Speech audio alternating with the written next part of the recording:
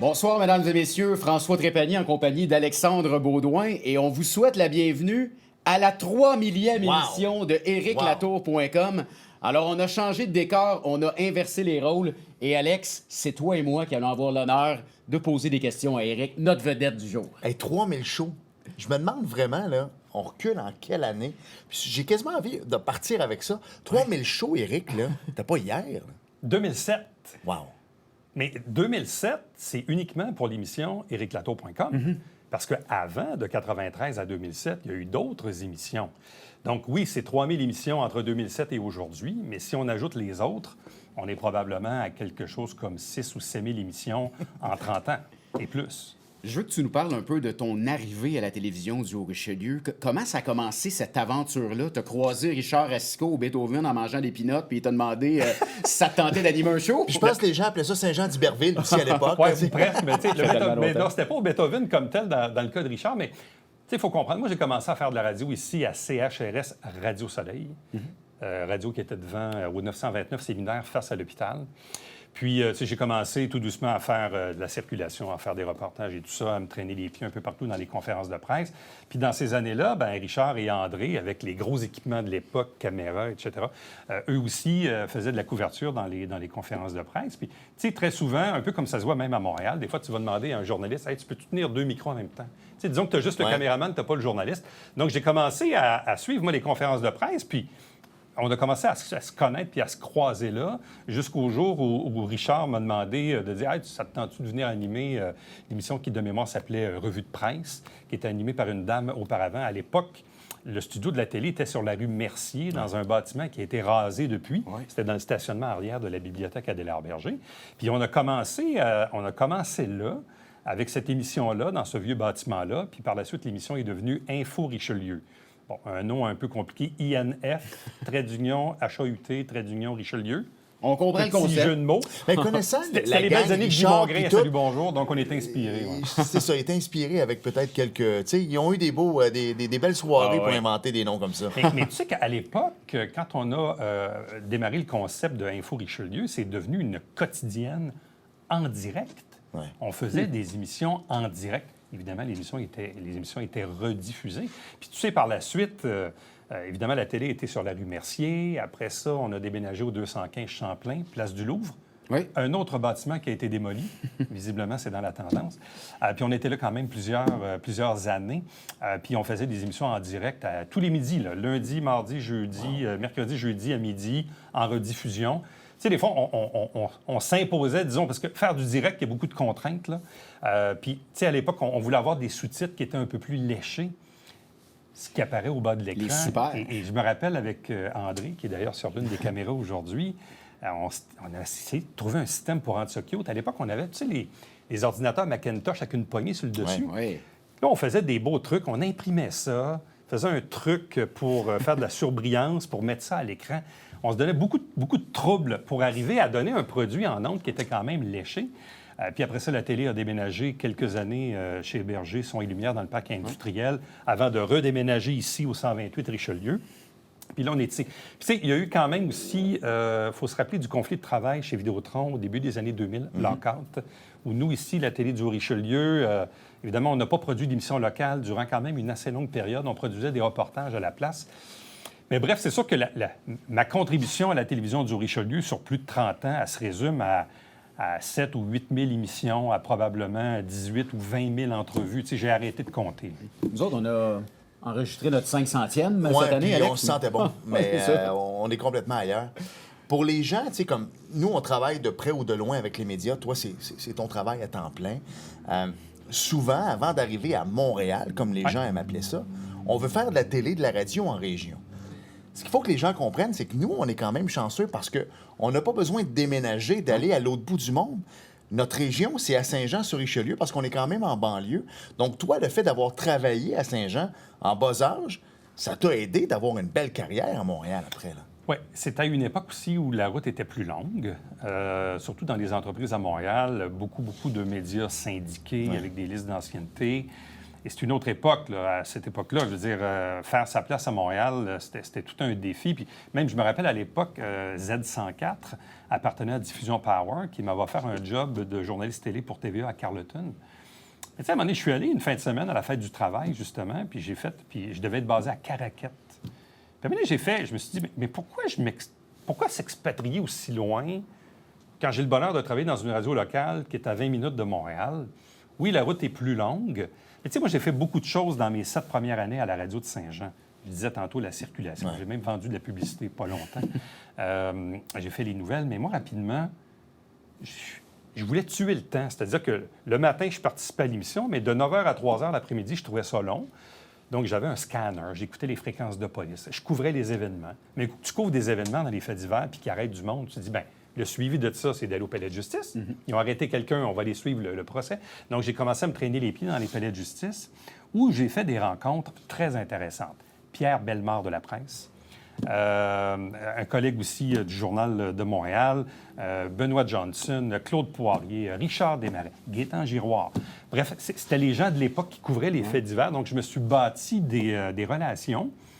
Puis, je me rappelle à l'époque, les gars du Journal de Montréal puis de la presse qui venaient au Palais à Saint-Jean, ils voulaient faire un peu comme une entente avec moi pour dire, écoute, nous, on couvre la Rive-Sud. C'est le Palais de Sorel, Saint-Hyacinthe, Longueuil, Valleyfield, Saint-Jean. Donc, pendant qu'on était à Valleyfield puis qu'il se passe de quoi à Saint-Jean, peux-tu nous feeder et vice-versa? Donc, on s'échangeait de l'information. Puis très souvent, quand il y avait des procès à Saint-Jean, on allait dîner dans le centre-ville puis on finissait ça au Merlin. Qui est démoli aujourd'hui. C'est ce que j'allais dire, oui, un autre truc qui est démoli. Oui, sur la rue Saint-Jacques, en face de la cathédrale. Puis mes petits amis du Journal de Montréal, de la presse, avaient des bons comptes de dépenses. Donc, des fois... moi, j'étais jeune, j'avais 18, 19, 20 ans. Puis là, les gars, ça se prenait des bouteilles de vin, puis ça tapait le texte, ça envoyait ça qu'un téléphone. Ouais. C'était la méthode de l'époque. Jusqu'au jour où j'ai croisé Yvon Laporte, qui était journaliste à CJMS, donc avant la fusion de 94. Je me rappelle, on couvrait le procès d'un policier de la SQ de la Colle qui était accusé d'agression sexuelle. Et je me rappelle, Yvon, il me dit, tu voudrais-tu parler avec mon patron, Philippe Chatillon, qui était le directeur de l'info à CJMS, pour dire, écoute, on aimerait ça, nous, avoir un reporter sur la Rive-Sud, notamment dans les palais de justice. Fait que je dis, ben oui, j'appelle M. Chatillon. Puis là, tu sais, c'est drôle, l'époque, hein? Il dit, bonjour, M. Chatillon. J'ai dit, Yvon Laporte m'a parlé de vous. Est-ce que vous voulez que je vous envoie mon CV puis une démo? Il me dit, non. Il dit, es-tu capable de faire la job? Oui. Oui. Bon, il dit, OK, t'es embauché, puis si c'est pas bon, on te prendra plus. Aussi simple que ça. Oui. Puis, je me rappelle le premier reportage que j'ai envoyé à CJMS. Je me rappelle, c'était Robert Fortin qui était au pupitre cet après-midi-là. Il y avait un gros événement à la SAQ sur Séminaire. À l'époque, la SAQ était sur Séminaire.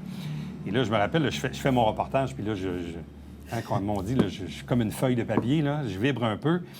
Puis là, il me fait recommencer parce que je dis un périmètre de sécurité a été érigé autour de la SAQ. Il dit, ça se dit pas, ça, la tour. Alors, recommence-moi ça. On dresse un périmètre de sécurité. Ouais. OK, bon. Et là, finalement, j'ai fini par faire mon reportage que j'ai envoyé à CJMS. C'était mon premier. Puis j'en ai fait pendant presque 2-3 ans, jusqu'au moment de la fusion CKAC-CJMS en 94. Moi, je devais rentrer cette année-là à CJMS. Mais il y a eu un moratoire sur les nouvelles embauches. Et après ça, il y a eu le mix avec CKAC. Ce n'est qu'un an plus tard, en décembre 95, où je suis rentré journaliste auxiliaire à CKAC, où je suis resté là finalement pendant 10 ans. Tout en faisant de la TV. Ouais, parce que c'est ça l'affaire. Tu sais, j'ai toujours fait de la radio à temps plein et j'ai toujours fait de la télé à temps partiel. Dans le fond, c'est comme nous encore aujourd'hui, comme toi aujourd'hui. On a tous un emploi à temps plein, mais on continue à travailler ici à la télévision du Haut-Richelieu parce que oui, on s'entend, on est passionné de la région, on est passionné des gens. Tu es un passionné dans la vie. Si je te demandais là, un top 3 peut-être de tes entrevues les plus marquantes ici à la télévision du Haut-Richelieu? Bien, des entrevues, je dirais des personnages marquants.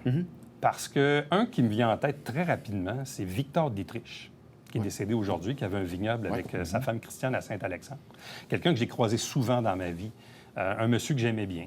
Un Robert Blanchard, qui était président des Jeux du Québec en 89, qui était le propriétaire du Canadian Tire, copropriétaire du cinéma Capitole. Robert, c'est quelqu'un qu'on a reçu souvent, avec qui on a tissé. Tu sais, on ne devient pas des amis intimes, mais ça devient comme des connaissances profondes, là. Ouais. C'est Miroslav Smireka, que j'ai croisé longtemps, évidemment, quelques politiciens au fil du temps, auxquels on s'attache. comme individu, mais je dirais que pour moi, c'est drôle, hein, mais Victor Dietrich, pour moi, c'est probablement l'individu dont je m'ennuie le plus à interviewer. Pourquoi? C'est un monsieur qui a une belle histoire, un immigrant qui vient d'Alsace, qui achète une terre à Saint-Alexandre en 86, qui décide de planter des vignes, puis là, essaie de faire découvrir et essaie de faire comprendre aux Québécois que c'est possible de produire du bon vin au Québec. Bon, le rouge, peut-être pas tout le temps dans ces années-là, rendu là, non? mais le blanc, bon... C'est très bon en Montérégie, en passant, messieurs. Vraiment. Et je trouvais son histoire tout à fait formidable de s'installer ici, de s'impliquer ici. Tu sais, c'était vraiment prêché dans le désert, là. C'était une belle histoire. C'était vraiment une belle histoire. Puis c'était un gars qui était attaché. Tu sais, je m'ennuie de Victor Dietrich. Ouais. Une place où on s'ennuie pas, c'est à la télévision du Haut-Richelieu. Puis je veux t'embarquer là-dessus. 3000 émissions, on est rendu à 6-7 000. Puis on parlait de radio ou de télévision en région où les gens passent et les gens quittent et ne reviennent pas tout le temps. Très bon point. Ce qui fait que François et moi, et même toi, on a tous des horaires très... tu sais, il faut rentrer nos émissions de télé dans notre horaire. Mais pourquoi est-ce qu'on continue année après année, que tu es rendu à 3000 avec ériclatour.com, 500 et plus maintenant avec Sport Express? C'est la gang qui nous entoure. Et si tu regardes des gars comme André Barrière, qui est là depuis 100 ans, Richard Assisco également, des gars comme Louis, il y a des gars comme Yves qui arrivent de l'extérieur, Bruno également, qui sont avec nous depuis longtemps. Je regarde juste au Canada français. J'étais dans un événement où tu étais en fin de semaine. Richard Hamel était là, ça fait 100 ans qu'il est là. Jacques, qui est décédé aujourd'hui, le photographe, mais quand on allait dans des événements, on savait qu'il était pour être là. Là, j'oublie des noms, mais le photographe encore au Canada français, qui est toujours le même depuis des années. Qu'est-ce qui fait que les gens restent dans la région? C'est l'impact. Parce que, tu sais, moi, j'ai refusé au cours des 30 dernières années. Tu sais, moi, je suis devenu cadre à la radio à l'âge de 34 ans en 2005, quand je suis allé chez Astral. Ça fait 22 ans que je suis cadre dans le monde de la radio. Puis, à chaque fois que j'ai eu à changer d'emploi à la radio, j'ai toujours dit à mes patrons, sachez que moi, je suis impliqué dans ma télé locale à Saint-Jean et c'est important pour moi. Et si vous n'acceptez pas ça, je ne prendrai pas d'emploi. Je peux même dire qu'au cours des dernières années, notamment au cours, disons, des 4-5 dernières années, même plus que ça, à 3-4 occasions en 30 ans, j'ai refusé des positions plus élevées que celles que j'occupe en radio à Montréal parce qu'on m'aurait un peu forcé la main pour quitter la télé locale. J'ai jamais voulu quitter la télé locale pour différentes raisons. Dans les 20 ans où j'ai travaillé à Montréal, tu le sais, tu dors à Saint-Jean, tu prends ton auto, tu t'en vas à Montréal, tu reviens, tu redors à Saint-Jean. Donc, pendant un 20 ans de temps, je n'étais pas dans les conférences de presse, je n'étais pas dans rien. Mais le fait de garder ici un point d'ancrage et d'inviter des gens à mon émission m'a permis de rester, disons, branché ou groundé sur l'actualité joannaise en recevant les gens ici à mon émission. Puis après ça, là, j'ai un poste de direction maintenant où je suis revenu habiter sur la Rive-Sud, où je travaille sur la Rive-Sud, à Saint-Jean et Saint-Hyacinthe. Mais tu sais, le bénéfice de tout ça, c'est de voir que notre média local, notre télé locale a de l'impact. Je me rappellerai toujours d'une fois où je suis au marché d'alimentation, puis il y a une madame qui m'a dit « Ah, M. Latour, je vous ai vu cette nuit. » Et Sylvie est à côté, ça va bien? Non, je dis « Ben non, madame. » Elle dit « Ben oui, M. Latour, à 1h30, votre émission est en reprise. » Et là, je demande à Richard, je dis « Ah, oui, j'ai réparti les reprises, puis j'ai mis une reprise durant la nuit. » C'est une anecdote. C'est surprenant, mais la nuit, il n'y a pas beaucoup d'offres à la télé. Non. Puis, visiblement, il y a du monde qui ne dorme pas. Je vais juste faire du chemin sur ce que tu dis là, parce que ça m'est arrivé, moi aussi. Quelqu'un m'a interpellé. Je t'ai vu en revenant des bars à 3h30 du matin. C'est ça. Puis maudit, c'est la première fois que je vous trouvais bon, toi, Alex. On s'entend, il est un peu intoxiqué, mais t'as raison. Mais tu sais, il s'agit d'aller faire l'épicerie avec moi, disons, un samedi, où je me fais accrocher par toutes sortes de monde qui ont vu l'émission, ou qui me suggèrent des sujets, ou peu importe. C'est là où on voit où notre télé locale a de l'impact. Puis je le dis, puis il faudrait que les gens voyagent un peu au Québec. On a probablement l'une des télés dites communautaires, parce que c'est le terme qu'on utilise, là. Mais on a la télé qui probablement a l'un des plus beaux niveaux de talent à l'antenne. Surtout le plus haut niveau de qualité de production. On a toujours été à l'avant-plan dans la qualité de ce qu'on offrait. Même quand les gens viennent visiter le studio ici, on va se le dire, là, ça crée un wow. C'est plus beau que certains studios de télé à Montréal. Absolument. Donc, on a une qualité de production, on a une qualité d'animation, une qualité d'émission, une qualité de contenu et une télé qui a de l'impact dans sa communauté. Puis on regarde, entre autres, les deux décisions les plus importantes de la corporation ici dans les 10 dernières années, c'est l'acquisition du local. Ouais. Ce qui permet d'avoir un local, évidemment, où arrêter de payer un loyer, tu payes une hypothèque, ça te donne des leviers financiers pour t'acheter des caméras qui coûtent extrêmement cher. Puis tes coûts d'électricité, puis de climatisation, puis de chauffage qui sont exorbitants. Et l'arrivée du télébingo, qui a amené un mode de financement essentiel. Pas de télébingo, pas de télé comme vous regardez en ce moment. Parce qu'il fut une époque où les câbleaux-distributeurs finançaient les télés communautaires. Et ça n'existe plus maintenant. Là. Ouais. Donc, la seule façon de financer, dans le fond, c'est un média qui a un fonds c'est comme une entreprise d'économie sociale, si on veut. C'est ça un peu notre mode de fonctionnement. Mais évidemment, le télébingo, c'est le joueur important. Puis le local dans lequel on exerce a fait une différence énorme sur les finances. Puis bravo à Richard Esco, puis à l'équipe et au conseil d'administration de l'époque d'avoir entériné ces deux changements-là. Sinon, vous et moi, on ne serait pas là ici en train de se parler. Là. Tout à fait. Éric, écoute, on a déjà plus de la moitié de l'émission qui est passée. Je veux qu'on parle un peu de l'International de Montgolfière parce qu'on a souligné tes 31 ans à l'animation. Tu t'es retiré cette année. J'ai perdu mon partner, malheureusement. J'espère en trouver un très bon. Je ne suis pas inquiet. Je me demande, Éric, avant qu'on parle de ton implication à Radio Ballon, puis je pense qu'on va avoir des images qui vont passer à l'écran, si ma mémoire est bonne, la télévision du Haut-Richelieu, puis il me semble que tu étais là. Vous avez déjà tourné des émissions sur le site de l'International. Oui, tout à fait. Oui, plusieurs fois. Mais à l'époque aussi, l'équipe de la télé s'occupait des écrans géants pour les spectacles. Puis évidemment, il y avait une présence aussi à l'extérieur des spectacles pour faire différents reportages ou même des émissions. On a fait des émissions. Il y avait du direct, il me semble. Montréal nous avait déjà demandé de faire des directs aussi pour les émissions qui étaient là à l'époque à MaTV à Montréal. Fait que oui, la télé, évidemment, a toujours été très, très proche de l'événement. Tu sais, moi, j'ai commencé mon premier festival comme annonceur en 93. Mais il faut comprendre que l'année avant, en 92, puis en 91, il y a eu le mondial, le déficit, etc. Et Paul Touin, Daniel Bissonnette, Daniel Bélan sont arrivés à l'organisation en 92. À l'époque, c'était Delbert Deschambault qui était le maire de Saint-Jean. Puis oui, dans une discussion qu'on avait eue au Beethoven, là, c'est vrai de le dire, Paul m'avait demandé à l'hiver 93 de me dire « Éric, les infos envolées que tu fais à la radio, où tu expliques aux gens pourquoi ça vole et ça vole pas, est-ce que tu peux faire ça sur le site? » Et c'est comme ça que j'ai commencé à être un annonceur ou vulgarisateur météo. Puis oui, ça faisait quelques années. Tu sais, on a eu une pause COVID obligée. C'est sûr que c'est très prenant, le festival, parce que pendant 9-10 jours, ben, tu peux pas prendre de vacances, tu peux pas t'éloigner de la région, tu peux pas aller jouer au golf avec des amis. Je veux dire, tu le sais, on est là matin et soir à faire vivre l'événement. Puis ça faisait quelques années que je pensais à me retirer. Puis ça fait quand même une dizaine d'années qu'on est ensemble. Je disais, ben, tu sais, quand même une relève aussi là, qui s'est implantée au fil du temps. Puis, tu sais, des fois, je dis aux gens, il faut savoir se retirer à temps. Tu sais, à un moment donné, pas que j'ai plus de plaisir à faire ça, mais je veux pas que ça devienne un fardeau. Et c'est comme dans tout, ça, Éric, savoir se retirer à temps. En même temps, messieurs, là, les 2 dernières années, mais là, cette année, c'était pas pire avec la météo, mais l'an passé, pour quelqu'un qui est en réflexion, on va vous avouer, avec le Dame Nature qui n'avait pas aidé. Tu sais, l'événement est passé de 9 à 7 soirs sur le site. Puis pour mal faire, l'année passée, les soirs où il y a eu des envolées sur le site, c'est les soirs où le site n'avait pas de spectacle. Puis tu sais, cette année, on a eu un petit peu plus d'envolées sur le site. On a peut-être eu 2 sur 7. C'est 2 de plus l'année passée. Tu sais, je me dis, oui, on est là pour annoncer quand ça vole pas, et c'est tout à fait correct, mais en même temps, c'est le fun aussi de vivre l'envolée et de faire vivre l'expérience. Donc ça aussi, pour moi, ça a pesé un peu dans la balance. Là. Est-ce que tu réalises... Moi, j'ai réalisé à un moment donné à quel point Sport Express m'avait fait vivre des moments incroyables. Guy Lafleur n'était pas décédé encore à l'époque et il avait passé à Tout le monde en parle. Guy Mongrain, c'est pas un tata, on s'entend là-dessus. Il a quand même fait Salut Bonjour longtemps. Oui. La poule. Exact. La poule, mais il était assis à la même table que Guy Lafleur. Et il a demandé à Guy Lepage, il dit, moi, j'ai jamais interviewé Guy Lafleur. Est-ce que je peux prendre ta place? Alors, Guy Mongrain a pris la... Tu t'en rappelles? Et moi, j'ai regardé ma conjointe Marie-André, je dis, moi, Guy Lafleur, je l'ai eu une couple de fois, je l'ai rencontré souvent dans les événements sportifs. Avec Sport Express. Avec Sport Express. J'ai interviewé Guy Lafleur, puis Guy Mongrain ne l'avait jamais fait. Est-ce que tu réalises à quel point les ballons, parce que vous en avez vu des artistes passer, les boys à Radio Ballon, ici à Éric Latour, à quel point tu es privilégié d'avoir rencontré ces gens-là? Ah, c'est sûr.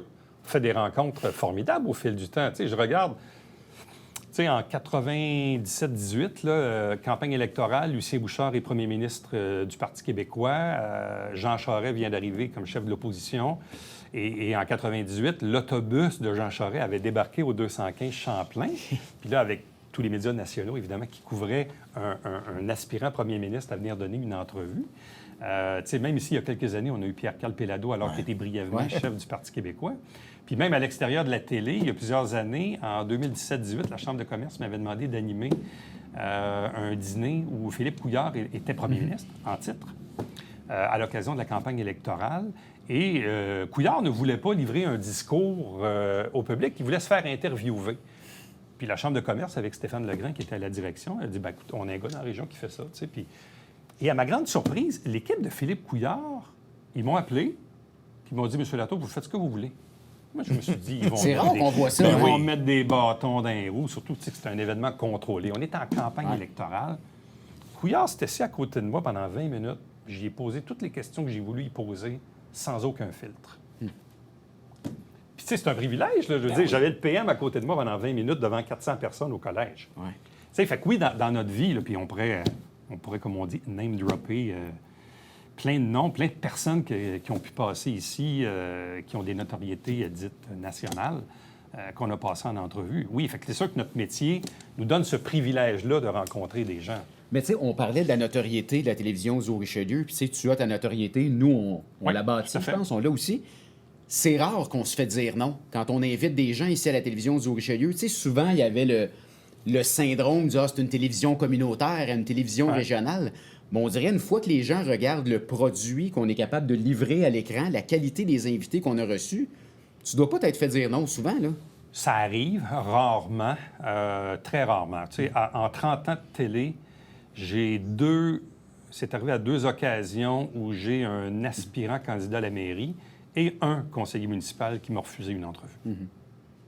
Seulement. Je veux que tu nous parles un peu, tu sais, ton émission, après 3000, c'est une émission qui est un peu... tu sais, tu as la chance de recevoir des vedettes, on en parle, des personnalités publiques. Pas plus tard qu'il y a quelques semaines, tu avais reçu Kevin Parent, quand même, qui est un grand nom. Mais tu reçois aussi une directrice générale d'un organisme communautaire. Comment on gère ça, tu sais, la recherche d'invités, puis la préparation des entrevues quand tu as une personnalité publique et quelqu'un qui est vraiment pas connu, qui va s'asseoir ici, puis souvent, tu parlais d'une feuille de papier. Il y en a qui sont comme ça ici, là. Oui, tu sais, en fait, on est un média local. Si on reçoit un politicien, évidemment, sa job dans la vie, c'est de se faire challenger, tu sais. Si tu reçois Madame Lachance, Madame Tremblay, qui dirige un organisme, elle vient pas ici pour se faire planter. Tu comprends? C'est pas ça l'objectif. L'objectif, même, des fois, c'est un peu de les aider puis de les mettre en confiance. Des fois, les gens sont nerveux. Ça paraît pas à l'écran. Moi, je le sens ici parce que j'étais à 3 pieds, là. Mais oui, le travail aussi, c'est de les mettre en confiance. Surtout pour les gens qui sont pas... Tu sais, il y a des gens qui sont habitués de donner des entrevues dans la vie. Il y a des gens pour qui c'est la première fois de leur vie qu'ils donnent une entrevue. Mais en même temps, on l'a dit tantôt, le studio, les gens, quand ils rentrent, d'abord, il y a 3, 4, 5 Kodak. Les gens pensent qu'on est tout seul à faire cette émission-là avec un caméraman, alors qu'il y a 2, 3 caméramans, il y a Richard en arrière, il y a la console, il y a tout ça. Donc, c'est assez intimidant. La télé, c'est intimidant. Il n'y a personne qui, à la maison, a des fauteuils, des micros, puis beaucoup d'éclairage avec du maquillage. Je veux dire, il n'y a personne qui a ça à la maison. Mais il faut expliquer aux gens que lorsque eux regardent la télé, bien, la personne, ils sont concentrés sur le contenu, pas sur le contenant. Il faut faire abstraction du contenant. Il est important parce qu'on en a besoin pour donner le produit final.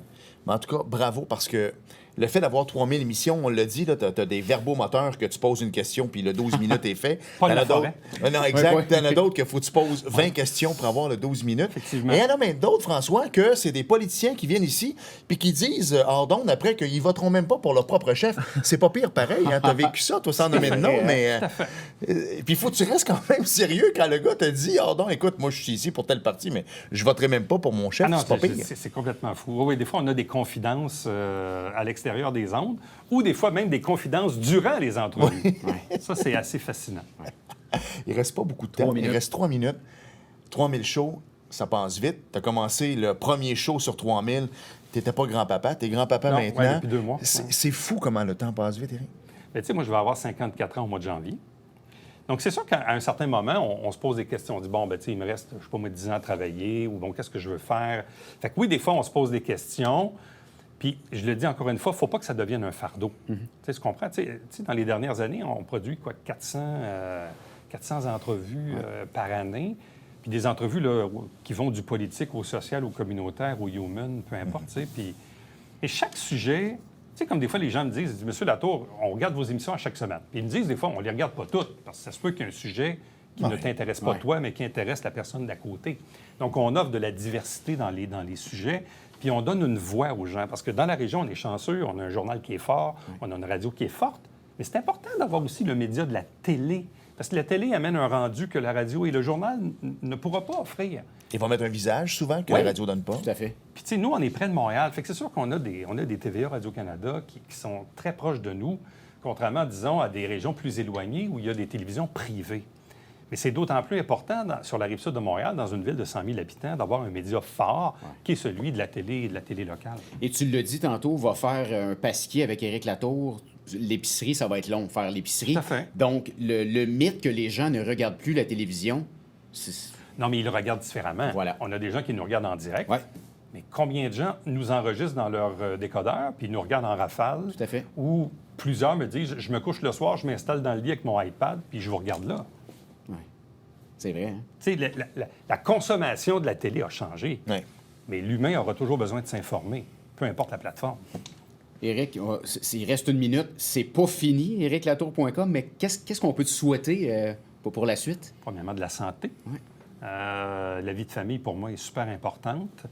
Et l'important, peu importe ce qu'on fait dans la vie, c'est de faire une différence dans sa communauté.